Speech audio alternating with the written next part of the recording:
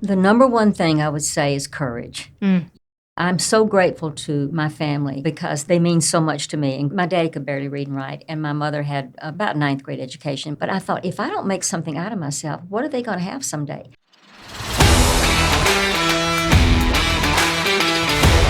All right, guys, I am so excited for this one personally, but I also cannot wait to share Rita with all of you. Rita, thank you so much for coming on the show. It is an honor to be invited and just to be with someone. I've been interviewed by a lot of people, Candy, but you're in the at least top 10 of the most beautiful. If any of those are listening, I'm going to be sure and say that safely. But you are absolute, and you're so smart and so engaging and friendly. You're just a blessing to be with. So I'm honored to be here. Thank you for inviting me. Thank you. Ever since I had the show, you can ask the crew, I've always been like, I want to get Rita on. I want to get Rita on. And then thankfully, we go to the same gym. Yes. So I was able to say, as soon as I saw you, I was like, oh, are you Rita? And you were like, yeah. It was like a stalker moment. Yeah. But I love who you are. I love what you've done. And as a female in business for the last 25 years, what you've done in the business world is just so impressive to me. And so for those that have been living under a rock and don't know who you are, can you take us back a little bit and just share a little bit about your background and some of the things that you've done? And then I want to unpack some of them. Okay. I was raised in Flat Rock, Tennessee. That's near Nashville. My poverty growing up was very instrumental in my success because it was very motivating. I would look around and I'd say, I got to do something to help not only myself but my family, make a difference. And I was always told, you won't, don't get your hopes up. You're not going to, nobody in this family's ever graduated from high school. I was told by a high school counselor not to go to college. She said, you're not college material. You're sweet and you're cute and you're kind. She said, find some nice boy and get married and have a family. But Rita, don't think about going on to college. And I didn't go to college for 2 years.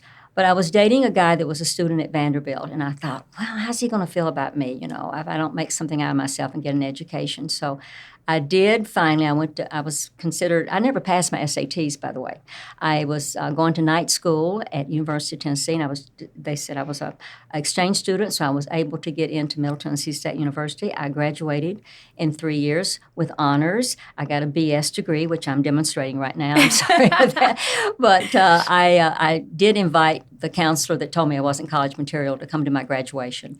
And then when I was a distinguished alumni there, and I'd set up several scholarships, I invited her to also come. I kept in touch with her all of her life.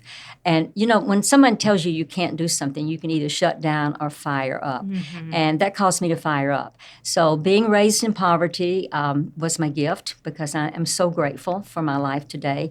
And if you don't know the difference, I think when you enable kids, you disable them because they can't really appreciate all that they have. Mm-hmm. But I married my high school sweetheart. He was in the space program, and we moved to Phoenix. I worked for Arizona Public Service. I worked at Phoenix College, and I was a guest on a local television show here in Phoenix. And I was, frequently asked to come on representing Arizona Public Service, and the hostess of the show retired, and I was offered the show. And that was about 1969. So you weren't seeking it? No, I was just a guest on the show. Wow. But I did Southern recipes. I speak 2 languages, English and Southern. And so it was kind of captivating to the audience to hear these Southern recipes. So I did the show at KPHO for 15 years. I first did Open House, and it was a daily show where I would interview celebrities. I mean, the people. I got to interview Billy Graham. Not many people have interviewed Billy Graham, but I asked him what amazed him most about life. I'll never forget what he said. He said the brevity of it, and that's a lesson for all of us. And I did then Phoenix at Midday. Then my third show was called Cooking with Rita. My background, I majored in home ec in college, and my background was cooking, and I loved it. And I had an idea. For a food network. So I went to the owners of my TV station, which was the Meredith Corporation. They own Better Homes and Gardens. And I said, I think a food network would be a wonderful idea. And they just laughed. They thought, what does this, cornpone redneck from Tennessee know about a food network? And I said, you got to listen to me. I said, people eat 3 times a day. They don't even have sex that much unless they're weird, newly married, or having an affair. And I'm telling you, a food network would work. And they just kind of laughed, and they didn't pay any attention. Well, the general manager at Channel 3 Jack Clifford watched my TV show, my cooking show every day, and his staff said, Rita, we thought he had a crush on you because we weren't allowed to interrupt him when he was watching Cooking with Rita. And he was really studying the idea that I had. And I'm loyal as an old dog. I couldn't have gone to another station, another network or anything and presented an idea like this. And so I didn't. My bad. But he did start the Food Network. And I teased him about it. I said, Jack, I wasn't making a lot of money in local television. I said, there's a book called Seed Money in Action by Speller, is his last name. And I said, you could have given me something for that idea that you got from me. And he said, yeah, I should have given you something. You're right. He said, because I sold it for $200 million. And it's valued today at $3 billion. So I let go of a $3 billion idea because I didn't want to challenge my station and, just loyal to that station that has said no. So when someone says no, that you should flip it around and say on to the next person. And I really should have, could have, would have. But I still have had an amazing life in broadcasting. I did the second infomercial. And that was fun, and my gosh, it was amazing. We were in 32 million homes, and we sold so many books and CDs, sometimes as much as $1 million a day.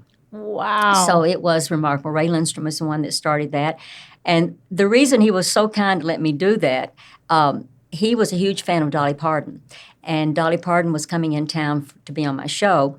And I was to have somebody pick her up, and I got him to pick her up. And lo and behold, he was so grateful that he offered to let me do an infomercial. So, be nice to everybody because you meet the same people going down, you meet going up. And it always there's a payback to it. So I always thank him for that idea that he did. It was wonderful. I'll tell you, there is so much to unpack, but I think everyone listening needs to pause and rewind to the story about the Food Network, like how you had an idea, you were passed off. Now, do you think, and this just came to me, it might not be the reason, but do you think it was because you were female? It could have been that, and then my accent, I think that slows people down too. They may think, well, bless her heart, can she even read and write? But I could have pushed it. I really could have, but I just had to be loyal to my station that said no. And that was their $3 billion.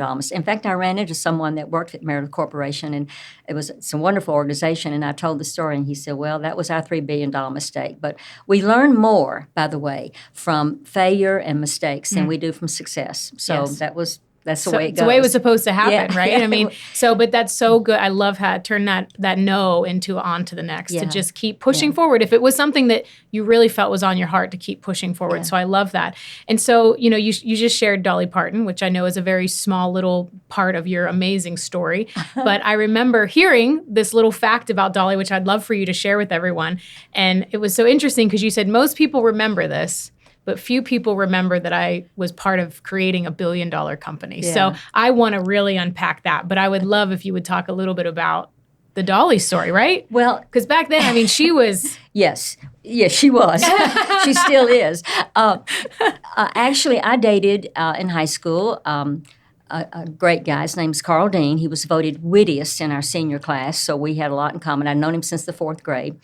And Carl was just a wonderful person. Went to church together. His daddy was my Sunday school teacher.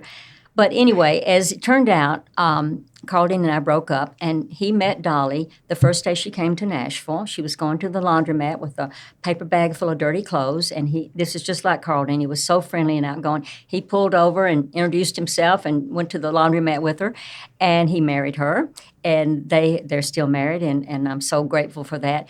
And I didn't think much about the fact that, my old boyfriend had married Dolly Parton until I had her on my show, and then she invited me to her performance and invited me backstage to meet the crew. And she said, hey, everybody, come over. I want you to meet somebody. And my daughter-in-law was with me. My husband had an engagement that night, and he couldn't go. And she said, this is somebody really important I want you to meet. And I'm looking around like, who is she talking about? I'm the only one here. And she said, y'all have always wondered who the real green-eyed Jolene is. Well, it's really Rita Davenport. And my daughter-in-law's fingers were smoking from texting her friends. My mother-in-law is according to Dolly Parton, my mother-in-law is Jolene. And this is the real Jolene. And people don't ever look at my green eyes when I tell them the story. They look at my women don't particularly like their breasts. They're either too big, too little, too low, too No flat, matter or going what. in opposite directions. No matter. I went shopping with a girlfriend for lingerie one time. They said, "What size bras do you wear?" And she said, "A 36 long." But anyway, I get tickled that people don't notice the green eyes. But Dolly, she's been so kind. She did the foreword for my last book, and she's a neighbor to my sister. And what she has done for the world, I'm so proud of her and so impressed. And grateful that I would be Jolene. So for her to say it, it came from her mouth to God's ears.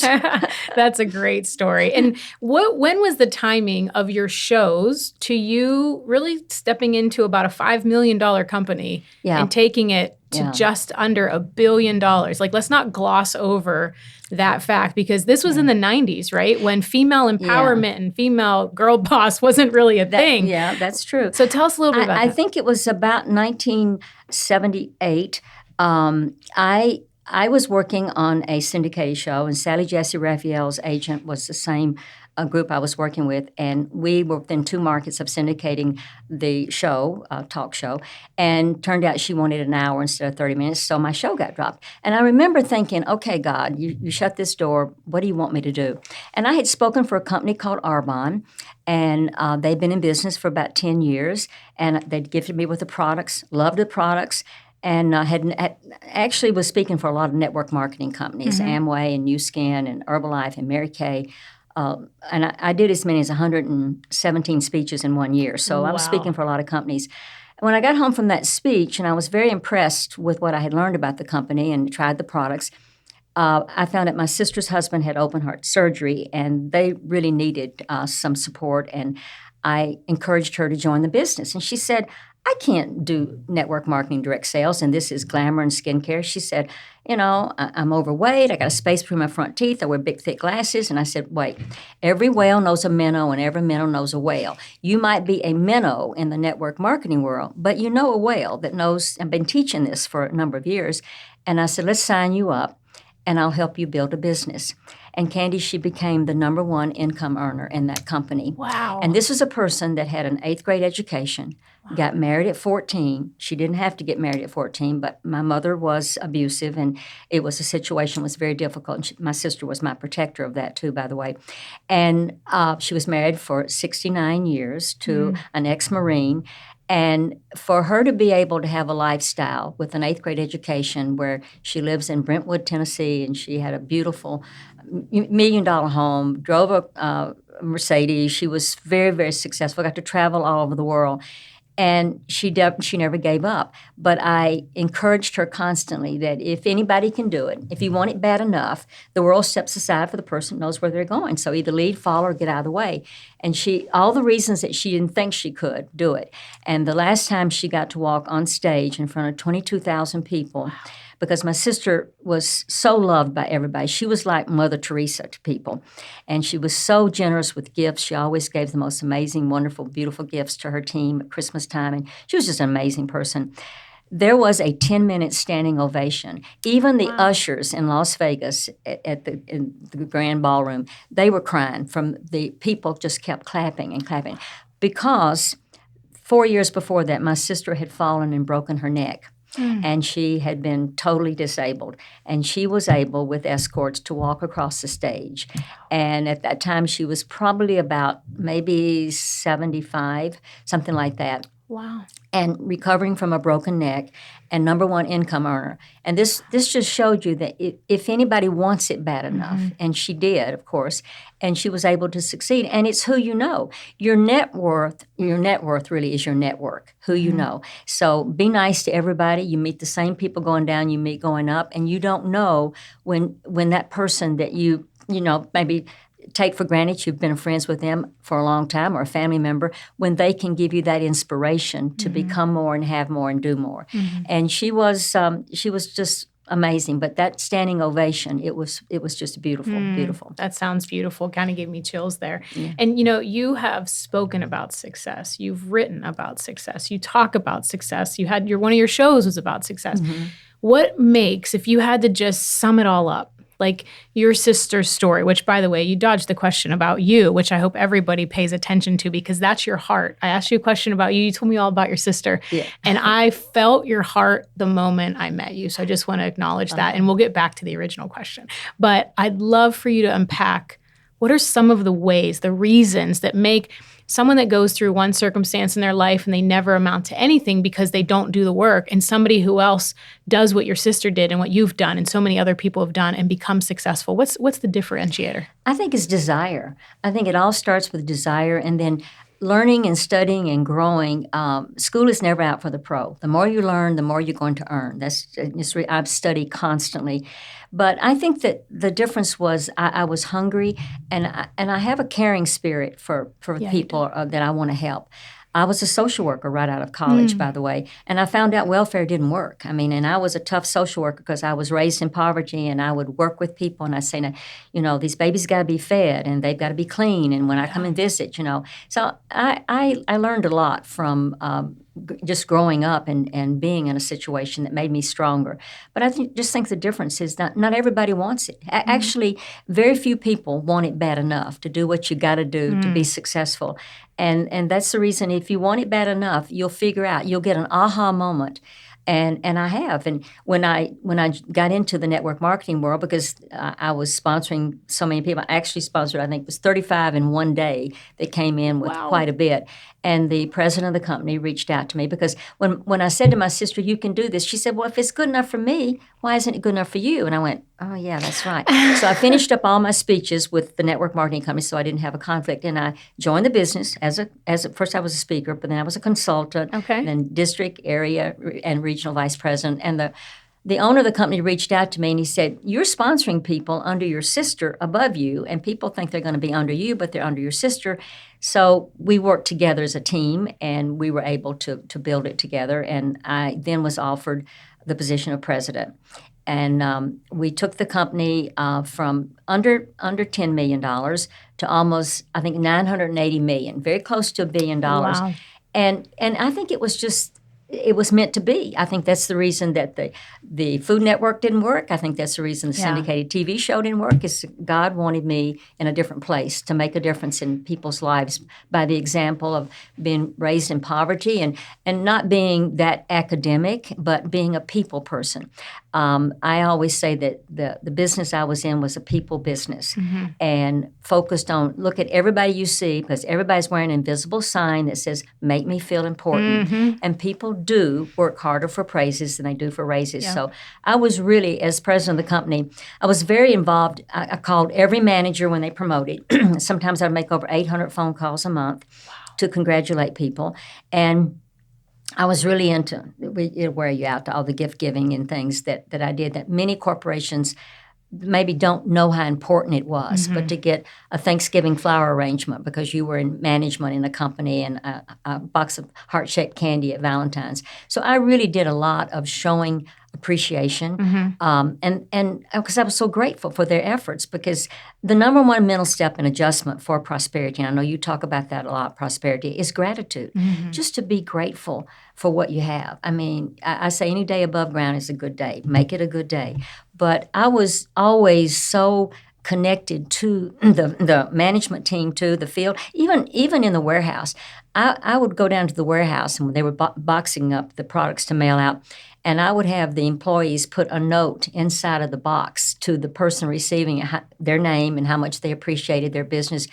And I would do all kinds of recognition, even in the warehouse. So I think that made a difference, and that's the reason the business grew. And I was so proud of everybody for the hard work, because it's not easy. Network marketing, direct sales, if it was easy, I say it would be sleazy. But it's not easy because people just don't understand it, and they sometimes don't realize what they have to offer that they can make a difference with. So that was a gift to me. That's incredible. And it sounds like, I mean, you put the heart into the company. I really lead with my heart. Always lead with your heart. You know, love is so important. Bottom line for everything we do, if you would express love and feel loved, it would make your talent and your genius and all the things you can do manifest even more. But, you need 3 hugs a day just to keep from being weird. And if you're not getting 3 hugs a day, there's a good reason you're not giving them, because you only get in life what you give. The more you give, the more you get. And I kind of get teased by that sometimes. I love to tip, by the way. When I go in to speak at hotels, I always say, always tip the maid, because, those people are working. And I'll come back and my bed's turned down, the bath water is running, bubbles are in it. I mean, all the things. And the people that clean the rooms, they would be so grateful, because I would say, always tip. And I love to tip. I even tip the hostess at a restaurant or the people cleaning up the table. I'll slip them something. And I get more out of it than they do. But it makes me feel good to know that I can do that, because except, again, I say, for the grace of God, I'd be cleaning that table off or cleaning that hotel room, but God gave me a different direction. So I like to reward people. And I was going to think about writing a book, Always Tip the Maid. Another thing that I have a habit of is always make your bed. And Admiral Raven, he wrote a book called Always Make Your Bed, and he got my idea. Another idea I had, I was speaking in Vegas after Tony Robbins. This is such a fun story. And Tony teaches you, how to walk on fire. And I had a friend, Calvin Lehue, that did go through that, and he walked on fire, and he got a little burned, by the way, but he recovered. It wasn't that bad.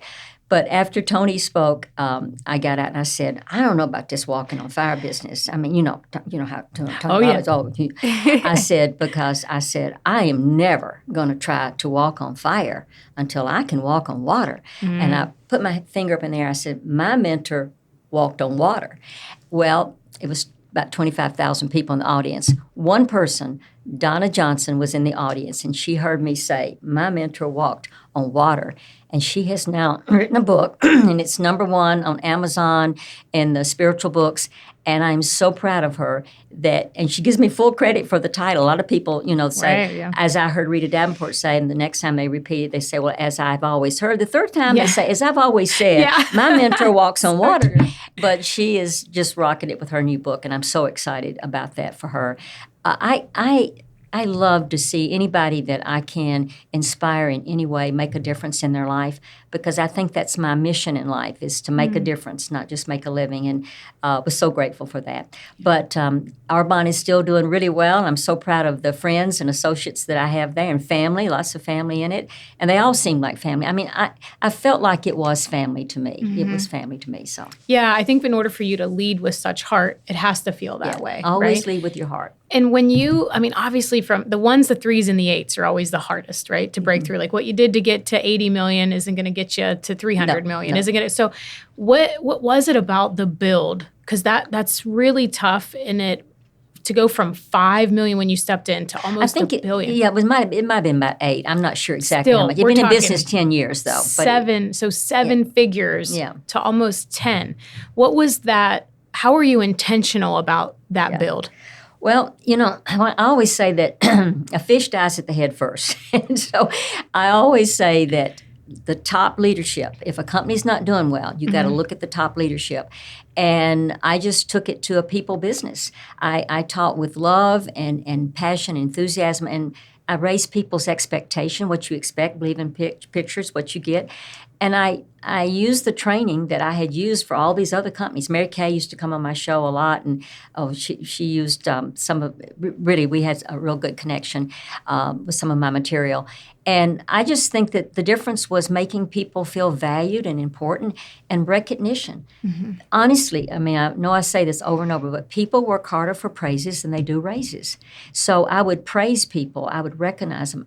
The first gift I got in Arbonne when I was a regional vice president, this is so funny, and I loved our founder. He was amazing, but it was a thimble. Now, it was from Italy or somewhere, but it was a thimble. Well, when I got into it, we started getting diamond rings and earrings and necklaces and if you were a female, of course.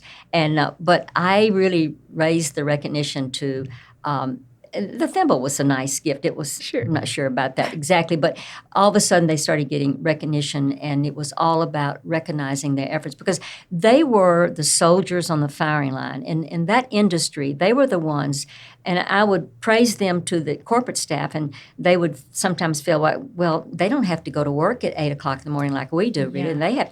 And I said, but they're taking the bullets right now. They're the boots on the ground. They're on the firing range right now. They're trying to defend us and to work for us. And I respect them because I'd been there. I'd been there, and thank goodness I had. Yeah. So, and that was the thing, right? You walked in their shoes. Yeah. So it's really easy to then follow someone and listen to what they're saying when you have from that example, That's that right. testimonial space. Yeah, and I had walked my talk, and not many people have. Some people have, but not everybody has. And they knew that I knew, because the hardest part about that industry is rejection. And I would say that out of 10 people that you approach to sell product or to join your company, 9's going to turn you down. You say next. And in fact, I had one person one time that he laughed and he says, I would never do that. I would never get into network marketing, direct sales. And I said, oh, I'm so glad you said that.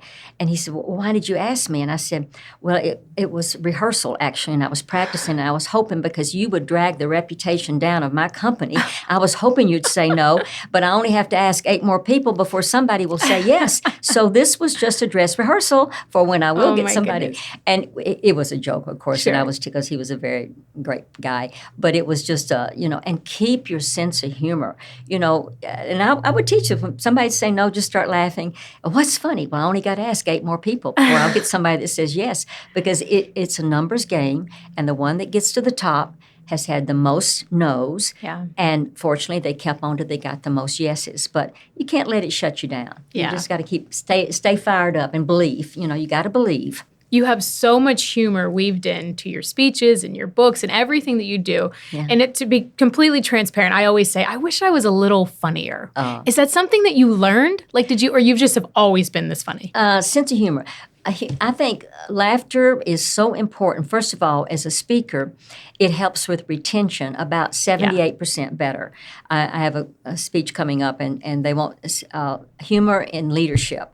And I think that's really encouraging that they realize that there is a need for that. But it helps with retention. And humor, as Tom Hopkins always teaches, smooths out the rough edges of things about ourselves that we don't like. Sure. So when something about yourself you don't like, make a joke about it and laugh about it. And don't take yourself seriously. Take what you do seriously. But you know what? We all have rejection and setbacks and everything. And you just keep saying next. And that was my secret. That's what I would say to me. But you haven't asked me about my watches. Oh, I didn't know. Did you know about the watches? No. Oh, this is kind of my trademark. Okay. I wear 2 watches. Oh, yes, I see that. Yeah. Well, one is a $29 Timex, but I watch it. I wear it because I can see it. This right here is a $50,000 Rolex. Yes. I wear it, Candy, because you can see it. Or other people, because they might say, well, bless her heart, what does she know? Well, look at that watch. She must know something. By the way, I always say, does Rolex have 2 L's in it? I'm not sure about that. But I get teased. Mark Victor Hansen, I talked to him this morning. He said, don't forget to wear your 2 watches to talk about that, because that's become kind of a trademark to wear the 2 watches. One I can see and one they can see. Oh, I love it. It gives you a little credibility if you got on a Rolex. So. I love it. I love it. That's so good. What are some of the things someone's listening and they're like, I'm inspired by what I hear. I would love to be more successful in whatever it is that they're doing. I always say, like, inspiration and motivation only goes so far, right? We have to do something with it. We have to implement it or execute it or take action. What's some of the things that you've seen working with so many people in your businesses and from stage that people get tripped up? If it's not necessarily the no, I see people like staying in stagnation, like staying in the swamp. What can get someone a little bit of encouragement and a little implementation to get out of where they are, accomplish whatever it is that they want? The number one thing I would say is courage. You have got to be courageous, and you got to be hungry.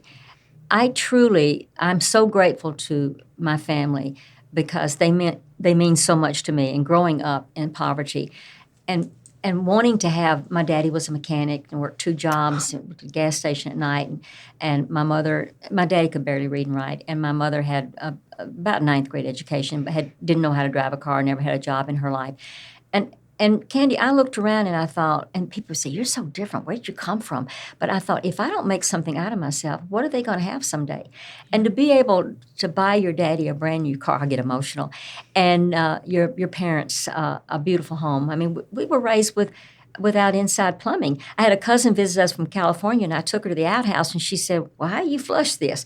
I went back home. I said, Mama, is she got some problems? Because she just asked me the weirdest question. My gosh. But I was hungry because I wanted them not to be hungry. Mm-hmm. So I was hungry for success. And it just starts with, you got to wanna. You got to wanna. And what's the most important? The most important thing to me always, and in fact, when I married my husband and we were living in an apartment and I was able to buy my parents a new house, and he said, I didn't know I was marrying that whole family to take care of them. I said, oh, you're not. I'll figure it out. And I was able to figure it out on my own.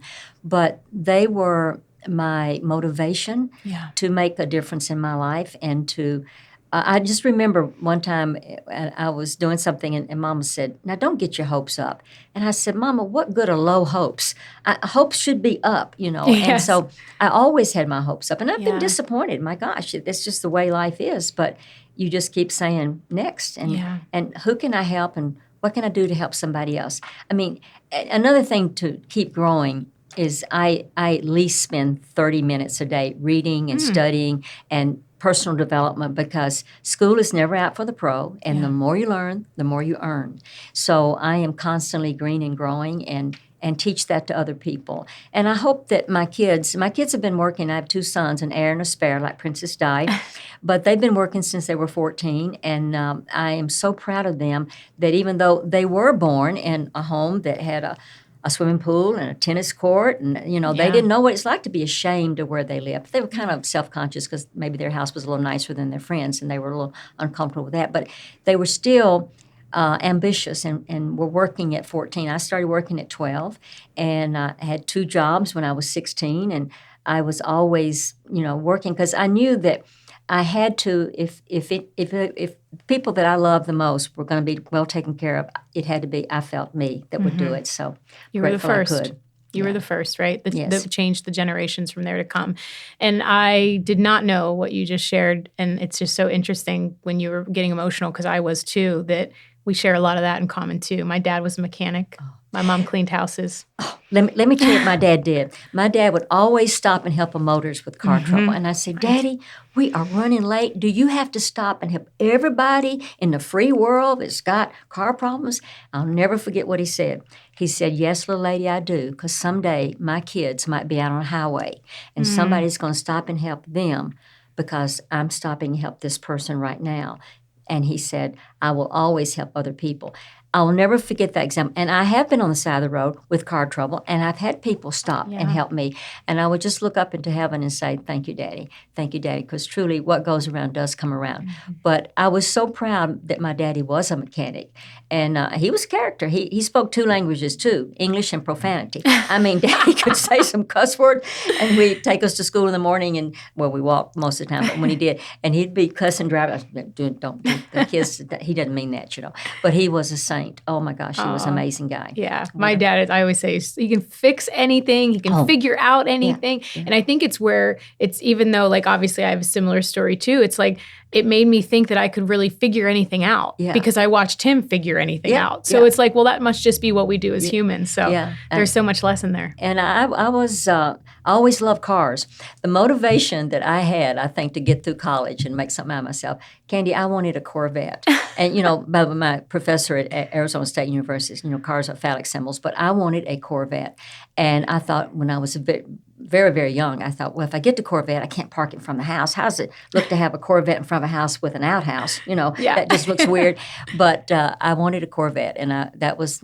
So material things can be very motivating too. Absolutely, they can. Mine was a BMW. So I was exposed to Tony Robbins when I was 15 through an infomercial, right? And late 90s. And same thing. I was like, wrote my first set of goals at 15, and one of them was to have a BMW. Yeah. So those can be motivating. They were. And I think that that's important for us to stretch and grow. But what I love that you talked about is the way to summarize it is I feel like if we're just always wanting something for us and we don't evolve to want something for others, I feel life gets pretty lonely and shallow. So it's always about like creating the richness of life is being able to do for other people. And I bought my dad a Harley motorcycle, which was one of the things I'd always wanted to do for him. And it was like, I mean, I could have bought something else for myself, or there was no greater joy. And I think people don't realize until they do that, that's something that you can, that's a stretch goal, that maybe it's not something that someone listening can do now, but what would it be like if you can continue to work hard, do the work, and be able to bless other people that have helped you along your journey? Oh my gosh, yes. You get more out of it than the receiver. Yes. I mean, just to give somebody something like that and to know that they never had to worry and you know, we didn't always have enough food, and I mean, it was a lesson, but he worked all the time. Yeah, we would come home from the day job as a brake mechanic and take a nap and go to the gas station and work until 10 o'clock at night, 6.5 days a week. I have to tell you, this is a funny story there. Daddy would cut grass on Sunday, and Sunday afternoon, and Mama fixed a nice dinner, and Daddy came to the table all sweaty and hairy from, hairy chest because he'd been out cutting grass, and Mom said, Jimmy, go put your shirt on. I cooked a nice dinner, and I'm not going to sit here and look at your hairy, sweaty chest while I'm having my dinner. He said, I don't care. I'm nobody's here, and I don't care what you say. I'm not putting my shirt on. She said, Jimmy, I'm asking you, go put your shirt on. He said, nothing you could say would make me put my shirt on. So Mama laid her fork down, and she excused herself from the table. I remember I was about 8 years old. She excused herself from the table. Candy, this is a funny story. She came back to the table, stripped to the waist. She had a bra around her waist, and she was cutting that pork chop up, and Daddy said, you're crazier than hell, and he threw his napkin down and went and put his shirt on. He never came to the table without his shirt on again. I tell people, treat you the way you let them. There's a funny story. I mean, I wish I could, you can't imagine. I love it. I was laughing, but I mean, Daddy, Mama taught him a lesson. He didn't mess with her. Say, what was that line? People treat you the way you let them. I love that. And Mama was kind of voluptuous, so it was kind of, it was a funny thing. She proved her point. Yeah. Oh my gosh. I literally. And none of you will forget that story. Exactly. No, that will be ingrained in everybody's mind. Yeah. My gosh. I could talk to you for another hour, but I want to be respectful of your time. I know you have a lot of things going on. Can you please let everyone know, where can they find you, your books, if they want to get you to speak? You're still speaking now, yes, right? Yes. I know. The Marriott called you while we were starting. I booked 2 today. www.ritadavenport.com is, I have a website, and you can order CDs, and I'm just very grateful, books and everything, and awesome. I'm still speaking, and I'm grateful to get a standing ovation. There's I'm just wanting to make other people have a better life and feel better about themselves and bring laughter, and I teach with a humor because it does help with retention. So, but that's how they can get in touch with me. Awesome. That would be great. But being with you, I mean, you are amazing. You are so talented. I know, surely you know this by now, but you make a difference in people's lives. And I like to brag that you're my friend. Well, the feeling is mutual. I am so grateful for you and just the impact that you've had in the world, and as a female entrepreneur and all the things that you've done. It's so inspirational for me to interview one of my heroes. So thank you so much for coming on. It's truly been an honor. I'm a shero, not a hero. That's right. I love it. Thank you. Thank you, sweetheart. You're the best. I love you all, and thank you for watching. Yes, of course. I always say love you, by the way, when I hang up the phone. I know. So just one thing, I was doing a speech for Greyhound, and the president of the company, John Teets, was talking about doing a speech, and when I got ready to hang up, I said, love you. He called me back. He said, did you just say love you? I said, yeah, I always say it. He said, I'm booking you for the speech. Oh, I love it. Love is important. And that is the truth, because you were talking to one of my staff yesterday, and she goes, she just hung up and said, love you, babe, or something like that. It was so cute. Love you, bye-bye. That's what it was. Yeah, I do. So thank you for who you are. Thank you.